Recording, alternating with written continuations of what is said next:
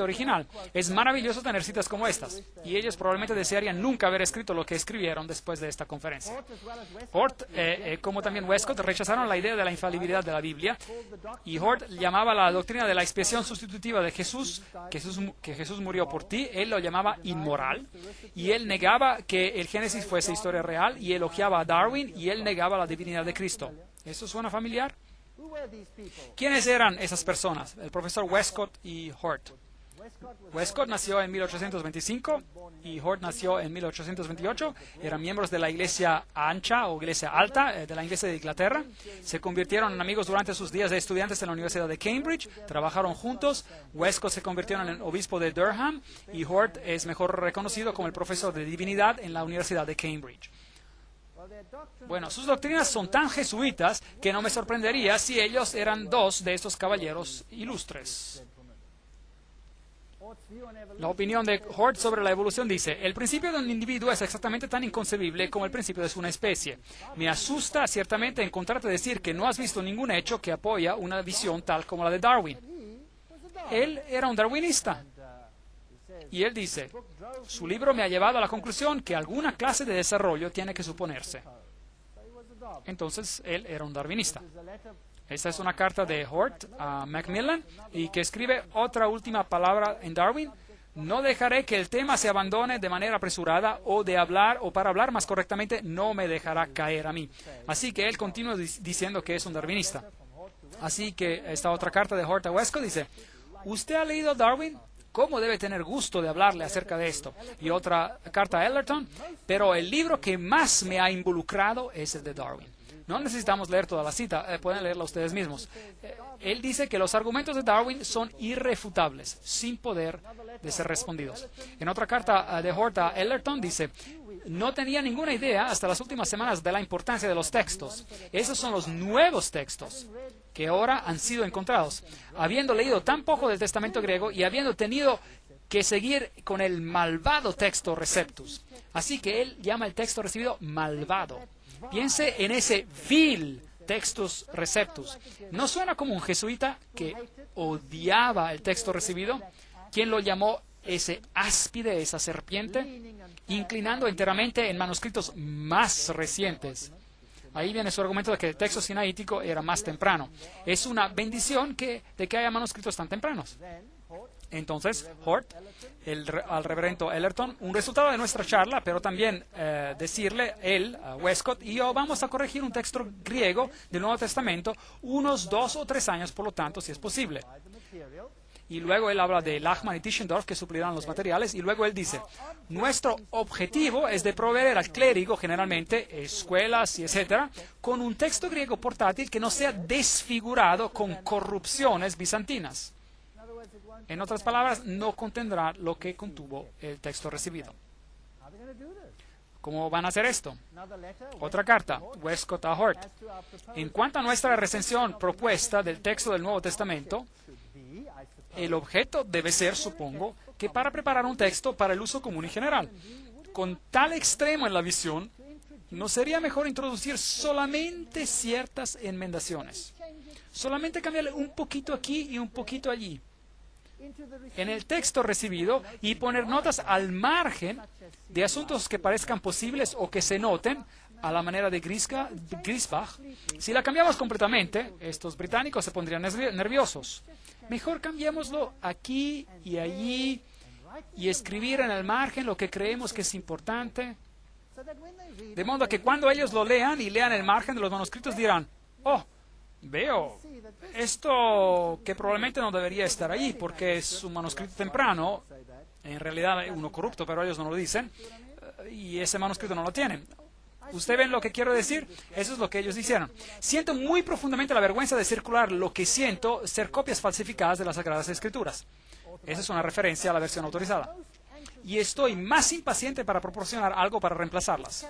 Este no puede ser ningún texto que se reclina solamente sobre nuestro propio juicio, aunque no seamos demasiado inexpertos para hacer uno. Entonces, él está absolutamente dispuesto a escribir otra Biblia, toda por sí mismo. Pero debe ser apoyado por una preponderancia clara y obvia de evidencia.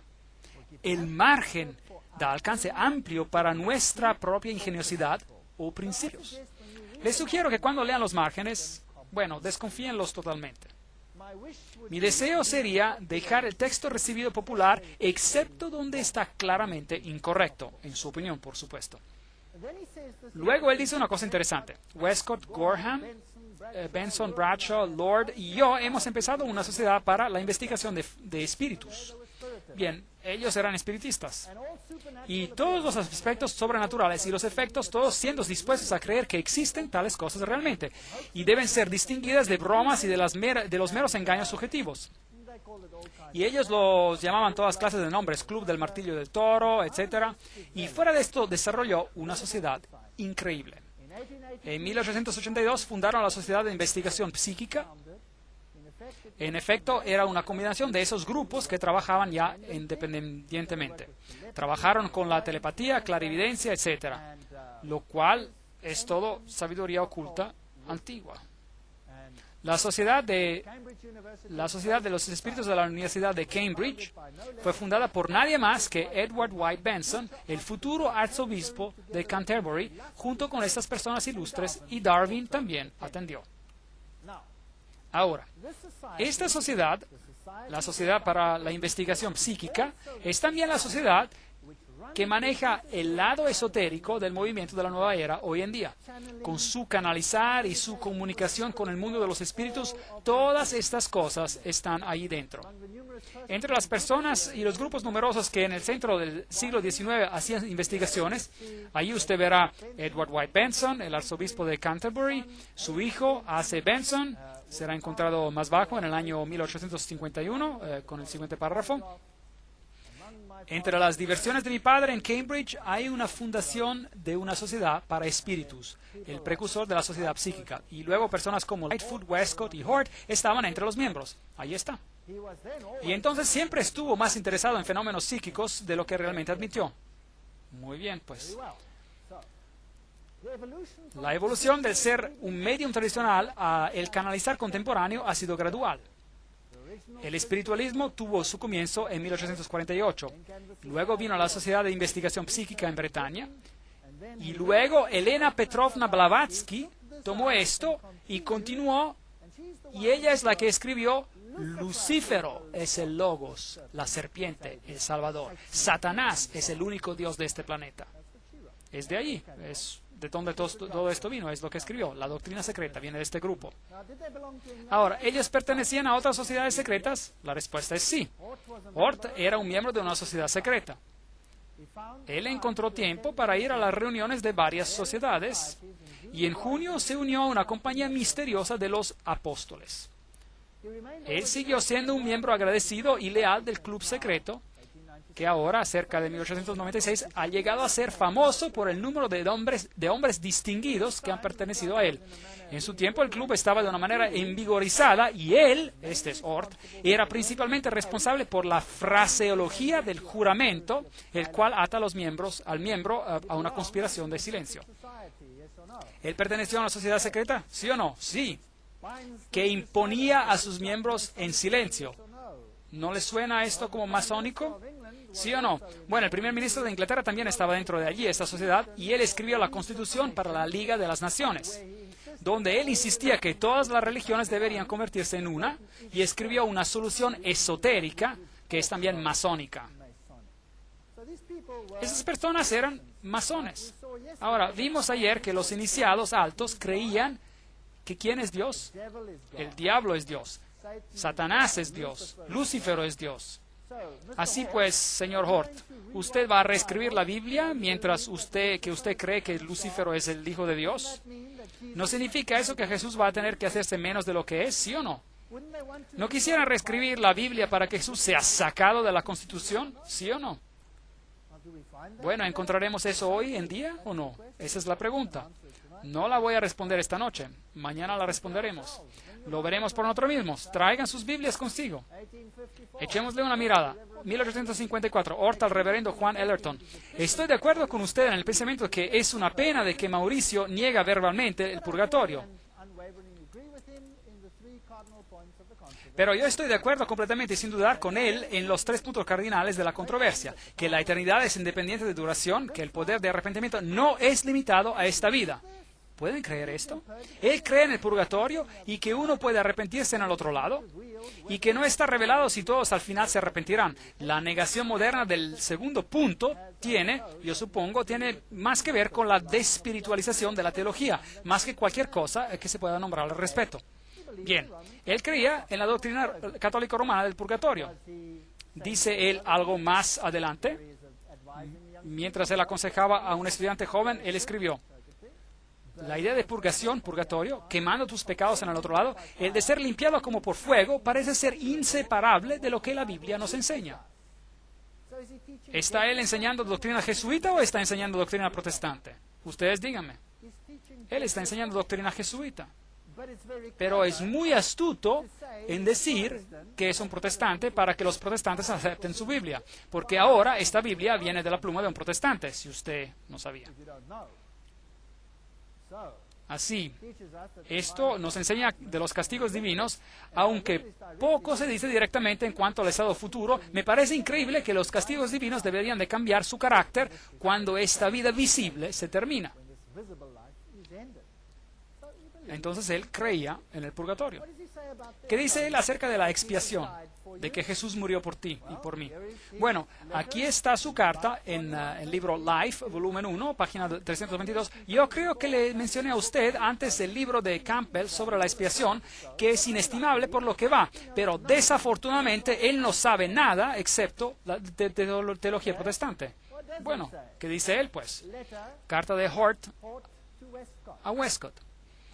Estoy de acuerdo enteramente, corrigiendo una palabra, con lo que usted dice sobre la expiación. Habiendo por muchos años creído que la unión absoluta del cristiano, o mejor dicho, del hombre, con Cristo mismo, es la verdad espiritual de la cual la doctrina popular de la substitución es una falsificación inmoral y material. Increíble. De modo que la muerte de Jesús es una doctrina inmoral. Más bien, lo que es moral es algo que nosotros devenimos uno con Él en Cristo y nos hacemos dioses. Eso es moral. Ellos dicen que eso es moral. Ahora, ¿quién enseña eso? ¿Los jesuitas y los masones o la Biblia? ¿Quién enseña eso? Entonces, ¿quién era este hombre? Él pertenecía a una sociedad secreta, tenía un club psíquico y no solo eso, él odia el texto recibido y él escupe sobre la expiación de Cristo. Eso es como un templario, eso es como escupir en la cruz. Ciertamente nada puede ser más alejado de las Escrituras que la limitación moderna de Cristo llevando nuestros pecados y sufrimientos a su muerte. Pero ese hecho es solo uno de los aspectos de una herejía casi universal. Bien, esas son las personas que han creado el documento en el cual están basadas las Biblias modernas. ¿Usted piensa que son dignos de confianza? Yo no lo creo. Aquí está otra carta de Hort al reverendo Davis. Ningún ser racional duda la necesidad de una Biblia revisada. Y las objeciones prácticas populares son sin valor. Con todo, tengo una sensación creciente a favor de retrasar este proceso. Él tenía problemas porque los británicos todavía conocían sus Biblias. Por supuesto, ninguna revisión puede ser final y sería absurdo esperarla a la perfección, pero la crítica de ambos testamentos, sea en texto que interpretación, me parece ser ahora en este estado caótico, en Alemania, a lo mejor menos que en Inglaterra, que los resultados de una revisión inmediata serían peculiarmente insatisfactorios. Así que los británicos conocían a sus Biblias y este era un problema. Tenían que ser cuidadosos y astutos con lo que iban a hacer. Y él dice, bueno, primero leamos lo que dice aquí abajo. Y es por supuesto verdad que podemos solo conocer a Dios a través de formas humanas, pero después pienso que toda la Biblia resuena con el lenguaje de Génesis 1:27 y nos asegura que las formas humanas son formas divinas. Aquí te tenemos, señor Hort. ¿Qué está diciendo? Él está diciendo que somos Dios, que nosotros somos Dios. ¿Quién enseña eso? Satanás enseña eso. Ahora, escuchen esto. 1 de Juan 5:7. En la King James, la versión inglesa, y la Reina Valera también del 95, porque tres son los que dan testimonio en el cielo, el Padre y el Verbo, y el Espíritu Santo, y esos tres son uno. ¿Qué dice este verso acerca de Jesús? lo hace Dios. Usted buscará en vano